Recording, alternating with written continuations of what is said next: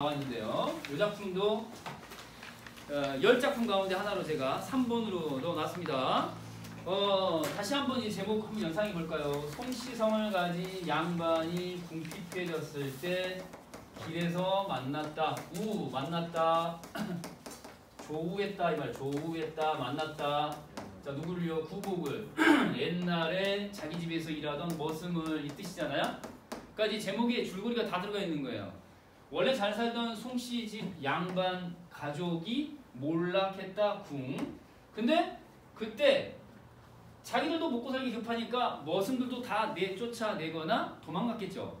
그때 도망간 옛 머슴 이름이 막동이라고 나온 거예요. 동동, 막동. 요게 이제 집안이 너무 어려우니까 주인집이 머슴 세경을 못 받아. 자기도 막 굶으면서 돈도 못 받고 하니까 살기 위해 도망간 거예요. 그랬다가 이제 나중에 그 주인집 아들과 만나는 이야기입니다. 아시겠죠? 이때 또 악당이 등장하는데 이 빌런 기억해 두시기 바랍니다. 아주 험한 꼴 보려고 작정을 한 부정적 인물이 되겠습니다. 험피. 예, 이 녀석. 자, 그래서 일단 방금 얘기했다시피 몰락한 송씨 집안에서 벗어나서 도망간 머슴이 있습니다. 이름 뭐라고요? 막동이요. 도망간 다음에 뭐예요? 신분 세탁을 거칩니다. 무슨 성형 기술이 있는 것도 아니고 얼굴은 바꾸지 못하는데 신분을 바꿔버려. 옛날에는 이제 머슴이었는데 마당 쓸던 머슴인데 이제 양반으로 거듭난 거예요. 그래서 신분 세탁한 후의 이름이 최승선이다.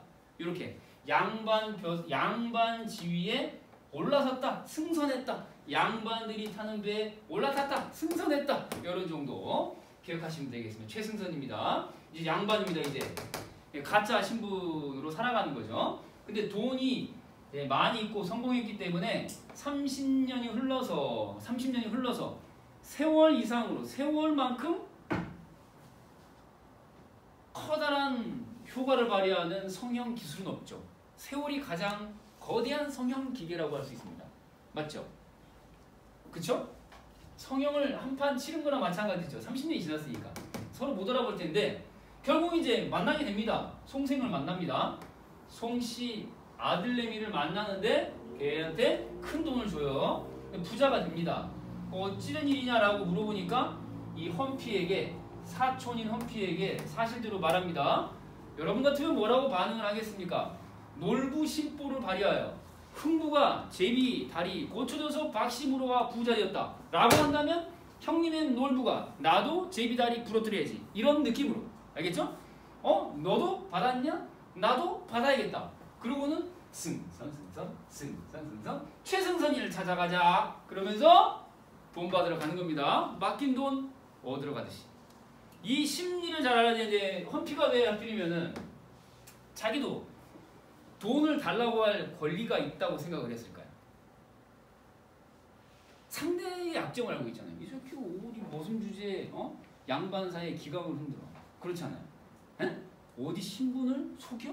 이 새끼 봐라. 그러면서 약점을 잡았다 이거야. 그래서 혼줄을 내주려고 하는데 혼줄은 실패하고 돈줄만 쳐맞고 오는 상황이 되겠습니다. 혼줄 내려다가 돈줄 난 상황. 이 상황을 요렇게 한번 표현해봤습니다. 혼줄 실패, 돈줄 성공. 알겠죠? 내가 혼줄을 내려고 갔는데 도리어 돈줄 당하고 왔다. 이런 얘기예요. 이게 지금 재물을 통해서 그리고 머리를 잔뜩 굴려가지고 최승선이 얘한테 처음에는 이게 지략을 써서 가둬놓은 다음에 위협을 하고 한 다음에 그 다음에 돈으로 이제 구슬리고 이런 과정을 거쳐서 태도 변화를 유도를 합니다. 험피의 태도 변화 4단 변화가 되겠습니다. 자, 요거 봅니다. 첫 번째, 처음에는 이제 의기양양해가지고 말이죠. 어디 머슴 주제에 양반 행세를 하고 있어 이 사기꾼아. 그러면서 욕을 막 퍼붓습니다. 그 다음에 뭐야? 그 다음에는 이제 광에 갇힌 다음에는 살려주세요 이렇게 되는 거죠. 그 다음에 뭡니까? 이제 감동합니다. 상대방이 들려주는 이야기 듣고 그러시군요 하면서 나중에는 복종을 하게 된다. 이런 4단 콤보 변신을 하게 되는 건데요. 평면적 인물입니까? 입체적 인물입니까? 변화가 있다. 알겠어요? 입체적인 인물이다. 이렇게. 됐죠? 네. 그래서 이제 혼쭐내러 갔다가 돈줄난 이 헌피의 태도 변화가 출제 포인트고요. 연계가 된다면 이 대목을 빼고 나올 수가 없다. 알겠죠? 기억하시면 되겠습니다. 출발은 송씨 집안 몰락과 그 다음에 도망갔던 머슴의 신분 세탁 이후 그의 도움으로 거꾸로 도움을 받아 부자가 된 이야기로 해피엔딩 할 수도 있었으나 헌피라는 험악한 인물의 등장으로 다시 한번 또 다른 스토리가 전개된 독특한 이야기 구조였습니다.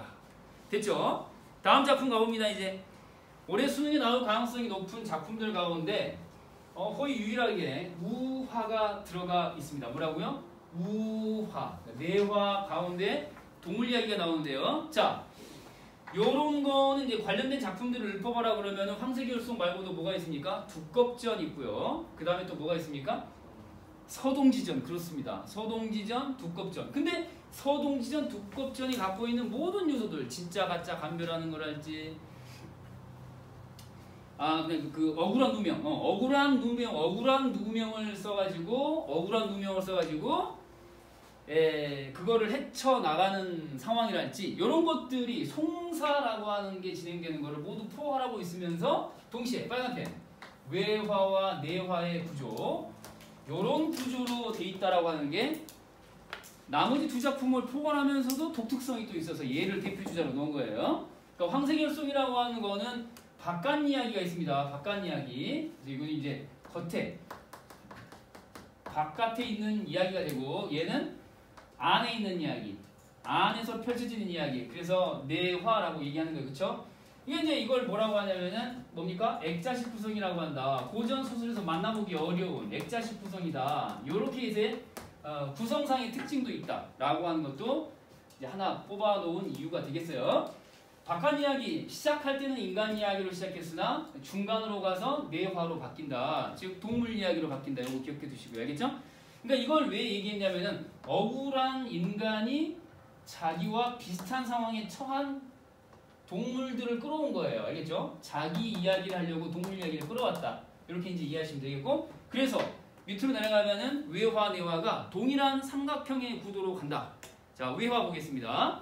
인간 이야기, 동물 이야기, 인간 이야기예요. 억울하게 당한 이야기를 하고 싶은 거죠. 자, 보겠습니다. 여기서 이제 중요한 건 뭐냐면 바로 요겁니다. 이 둘 사이의 관계, 부자와 그놈 사이의 관계를 이제 보셔야 되겠죠. 자, 여기 이제 빨간 펜으로 여기에 동그라미를 하시고 별표하는 거예요. 이 사람이 바로 억울한 일을 당한 사람이고 그 자신의 억울한 일을 해결하기 위해서 하소연하는 과정에서 아래에 있는 그 동물 이야기라는 거예요. 알겠죠? 이 사람이 이 내화에 알겠죠? 그 중심 인물로서의 비유적 표현을 쓴 거예요. 자, 근데 여기 이제 보면은 부자가 소송을 어쩌다가 하게 됐느냐의 과정을 얘기하는 건데 얘가 자, 이 두 가지 있기 때문이에요. 광언망설과 방화 위협을 했기 때문인데 자, 부자 이야기를 하고 있습니다. 지금 그놈이라고 일컫고 이제 이름은 안 나와 있고요. 친척입니다. 부자의 친척이자 동시에 노름 그 다음에 술에 빠져있는 마이너스 인물이라는 거 분명하죠. 근데 이 그놈이라는 인물이 부자에게 가서 항상 돈을 달라고 하니까 논밭도 줬고요. 이 정답이 뭐예요? 논밭. 그리고 집도 장만해 줬고요. 동시에 또 보니까 장사 미천까지 주는데 다 말아먹고 다 말아먹어요. 알겠죠? 그런 다음에 멈춰야 되는데 그럼에도 불구하고 또 찾아가서 미치광이 소리를 한 거예요. 광언. 정광이가 발언했다. 광언 아니고요. 미치광이의 말처럼 비합리적인 이야기를 했다 이건데 이 광언 망설이 바로 뭡니까? 여기 있는 이거 여기 있는 이게 광언 망설이에요. 그러니까 부자 너 부자 친척인 부자 너는 네가 갖고 있는 재물이 네게 아니고 조상들이 네 조상 내 조상 같은 조상이 물려준 물건에 불과해 라고 얘기하는 거거든요. 그러니까 네 재산이 우리 조상 재산이고 우리 조상이 조산이고 네 조상이 내 조상이니까 네 재물이 내 재물이다. 이게 독특한 논리죠. 미치광이 소리입니다. 그래서 같은 고조의 자손이다. 같은 옛 조상의 자손이다. 이해되죠? 그런 논리로 네 재산, 내 재산. 그러면서 네 재산의 반을 내놔라. 라고 억지를 부리는 거예요. 그래서 이제 뭐라고 부르는 거예요? 이거를 광언이다, 망설이다 라고 얘기하는 거예요. 이게 다 마이너스. 그리고 이제 뭡니까?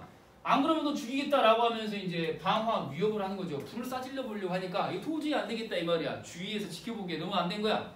당신 왜 그렇게 당하고만 있냐? 가서 소송을 해라. 이웃들이 부추깁니다.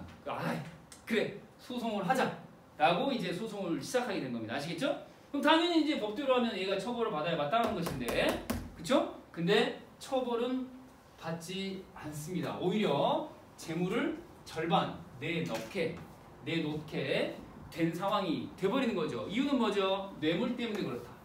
뇌물. 그놈이 이 재판관한테 뇌물을 갖다 바친 거예요. 이것 때문에 결과가 자기에게 유리한 결과, 재산의 절반을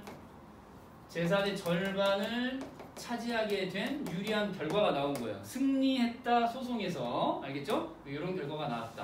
여기 이제 패소하게 된 것이고요. 그러니까 이게 바로 뭡니까?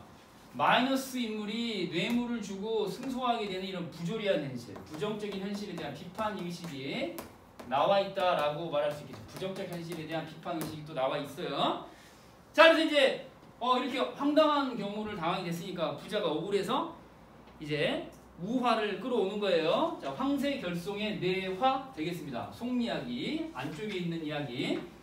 황새가 이제 재판관 역할을 하는 것이고요. 아까 그 뇌물과 똑같은 게 바로 뭡니까? 복물이죠, 복물. 복물이 바로 뭐야? 위에서 봤던 뇌물 같은 거예요. 그래서 이제 황당한 재판을 이끌었던 당상, 그 재판관, 당상에게 너 찔리지? 라고 의도를 갖고 지어낸 이야기, 알겠죠? 그래서 이 따옥이라는 인물이 바로 아까 누구하고 연결되는 거야? 그놈하고 연결되는 거야, 그놈. 따옥이가 그놈이야. 이해되냐 안 되냐? 이해되죠? 그럼 여기 나와 있는 이 꾀꼬리나 뻐꾹새 같은 경우는 자기 실력이 출중함에도 불구하고 판단 결과 제일 낮은 하의 평가를 받게 됐기 때문에 억울한 재판의 피해자. 그래서 부자하고 연결되는 것이다 라고 보시면 돼요. 따오기는 이제 거꾸로 형편없는 놀이실력을 갖고 있는데 가장 높은 점수를 얻게 됐으니까, 그죠? 위에 있는 그놈하고 똑같은 거예요. 재산의 절반을 얻게 된 녀석과 똑같은 거죠. 이 위아래의 차이점은 이제 평가의 대상이 뭐냐, 판결을 내리는 대상이 뭐냐에 따라서 달라지는 거예요. 이런 얘기 기억나시죠, 여러분? 이렇게 간단하게 우의적 작품 정리해봤습니다. 여기 이제 내화 옆에다가 한번 써볼게요. 내화 옆에다가 써봅니다. 우화라고 써보시고, 이게 이제 일종의 우화인 것이고요. 우의적인 수법을 쓰고 있는 구간이다라고 이제 정리할 수 있겠습니다. 간접이에요, 직접이에요? 간접적으로 이렇게. 자, 됐나요? 자, 다음 작품으로 이제 가봅시다. 하나만 더 하고 쉬는 시간 좀 갖도록 하죠. 5번 작품으로 갑니다. 개우사입니다. 개우사. 자, 옆에 혹시 자고 있는 친구 있으면 개우사. 네, 그리고 우리는 개우사. 됐죠? 자, 개우사 갑니다. 자, 하느님이 보호하사. 자, 개우사. 자, 제발 넣어라. 개우사. 의양이라는 인물이 이제 가장 중요한 인물이라고 할 수 있겠죠. 의양이라는 인물은 어떤 인물입니까, 여러분? 이름이 먼저 시사하는 바가 크죠. 의양이양. 귀엽습니다. 그렇습니다. 의양이양. 네, 아름답습니다. 네, 귀엽고 아름다운 여자 의양입니다. 네, 기생이죠. 네. 오늘 반응 마지막인데 냉정하시네요. 이렇게 안간힘을 쓰고 있는데 별일 아니라는 듯이 지금까지 보였던 연기에 비하면 한참 모자르다. 좀 더 분발해라. 저에게 채찍질을 가하고 있는 여러분들의 냉정한 눈초리. 서운합니다. 자, 여기 평양기생 의양이에요. 의양. 예전이 마찬가지네요. 네, 좋아요. 절대 어지간해서는 태도를 바꾸지 않는 여러분들의 본성, 정말 존경스럽습니다. 자, 의양이라는 인물이 이제 기생인데요. 그 중에 이제 이 김무숙이라고 하는 문제적 인간, 이 문제적 인간, 마이너스로 시작했다가 플러스로 개과천선하는 인물 조명하는 작품이 되겠습니다. 근데 여기 보면 이제 1번, 2번 뭐 이렇게 번호로 붙여놨잖아요. 이거 잘 보세요. 알겠죠? 첫 번째 사건은 뭐냐? 기생 신세를 면하게 해서 지가 독차지 하려고. 기생은 이 남자 저 남자가 다 탐하는 여자니까 내 여자로 만들겠다. 얼마면 되겠어? 라고 물어본 겁니다. 그래서 네가 내 여자 하자. 그러면서 뭡니까? 돈을 쳐발라서 이 기생을 내 걸로 만든 겁니다. It's mine! 이라고 외치면서요. 알겠죠? 네. 그래서 이제 기생신세를 면했는데 두 번째는 뭡니까? 의양이가 가만히 생각해보니까 이 엄청난 돈을 다 나한테 투자를 한 건 고맙긴 한데 상대 남의 아내가 걱정이 되는 거예요. 그래서 양심이 찔린 나머지 편지를 쓰게 됩니다. 이게 2단계. 그 편지 내용은 내가 나쁜 여자라는 모함을 받기 싫다. 첫 번째. 두 번째는 내가 이 남자 정신 차리게 할 계책이 있다. 라는 내용으로 이 아내에게 편지를 보냅니다. 양심적이죠. 그쵸? 그래서 이제 의양이가 보낸 편지를 받고 수락하는 내용을 담은 답장을 또 보냅니다. 지금부터 여성들이 의기투합합니다. 남자는 이제 몰락의 길을 걷기 시작합니다. 탕진 3번. 재산을 다 꼬라박게 만드는 거예요. 유도하는 거예요. 탈탈 털리면 집으로 가겠지. 진짜 집으로 갑니다. 두 번째 지나 세 번째 지나 4번으로 가 보십니다. 그리고 5번으로 가는데요. 4번은 왼쪽에 있어요. 자, 왼쪽 가면은 이제 종집으로 찍기 위하여 자, 사랑 연기 들어갑니다. 자, 메소드 연기 들어갑니다. 위양이와 여기 누구라고 나왔어요? 선달이. 그 녀석이랑 위양이랑 둘이 연기를 하는 거예요. 연기를. 진짜 사귀는 것처럼 애정 행각을 벌이는 듯이 연출. 알겠죠? 그거 보고 이제 빡쳐가지고 말이죠. 뭡니까? 재산은 탕진해서 다 떨어졌죠. 사랑하는 기생은 딴 놈하고 그것도 내 친구랑 바람나. 내 재산 다 떨어졌어. 이 분위기 얼어붙었어. 자, 그러면서 이제 집으로 돌아오는 거예요. 탈탈 털려서 돌아옵니다. 사랑을 잃고 돈을 잃고 우는 남자. 누굽니까? 김무숙입니다. 자, 그리고 나서 이제 귀가한 다음에 마누라랑 자식들이랑 같이 겹방살이를 하게 됩니다. 셋방살이를 한다는 얘기죠. 셋방살이. 그런 상황에서 이제 마누라가 먹고 살아야 되니까 집안에 돈 없고 하니까 마누라가 집 밖에 나가가지고 이제 막 구걸을 하다시피 해가지고 식량을 막 얻고 하니까 어떻게 남자로서 처자식이 굶어 죽는 거를 보고만 있겠는가? 마누라가 벌어온 돈으로 어떻게 입을 채울 수 있겠는가? 부끄럽도다. 이러면서 심부름꾼을 자청합니다. 누구? 의양이네 집 가가지고 그 전에는 내 여자야. 얼마면 되겠어. 그러면서 품고 있던 여자의 발밑을 기어다니면서 머슴 역할을 합니다. 가족들을 위해서요. 그리고 나서 뭡니까? 또 한 번 못을 박습니다. 너 정신 차려라 라는 의미로 두 번째 연기 들어가는 거죠. 사랑 연기 또 들어갑니다. 심부름꾼으로 박박 기고 있는 친구 김무숙 앞에서 친구 김선달이 다시 두 번째 사랑 연기를 합니다. 애정 행각을. 알겠죠? 그래서 이걸 보고 나서 절망하고 낙담하고 실이 빠진 이 김무숙에게 사실대로 이제 고백을 합니다. 사실은 네가 탈탈 털린 다음에 정신을 차릴 거라고 생각했어. 그리고 내가 애정 행각을 네 눈 앞에서 펼쳐 보이는 것이 너를 정신 차리게 하는 것이라고 생각했어. 그래서 결국은 너도 개과천선 했어. 이로 이제 마무리가 되는 겁니다. 이해됩니까? 남자 이 부질없이 돈 들어가고 그 다음에 가정 파탄 나게 만든 여자에게 홀딱 빠진 남자를 정신 차리게 하는 두 가지 방법이 있다는 것을 알려주는 교훈적 작품이었습니다. 첫 번째는 뭡니까? 지갑 다 털어버려라. 두 번째는 뭡니까? 애정 행각을 연출해라. 두 가지였습니다.